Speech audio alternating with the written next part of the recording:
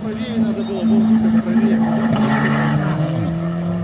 Правее, правее!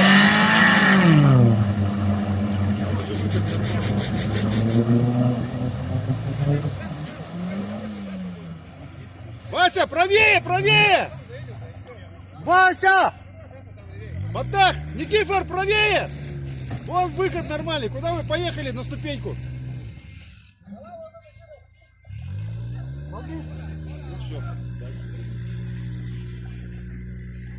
Это понятно.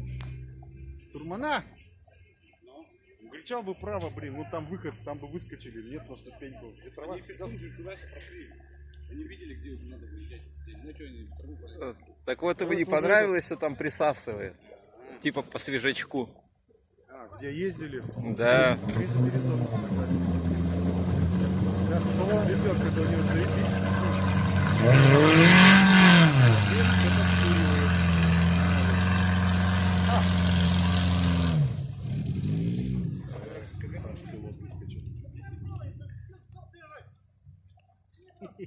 По башке ему!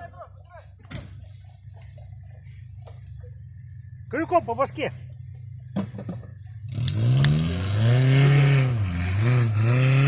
Все уже. Еще будет.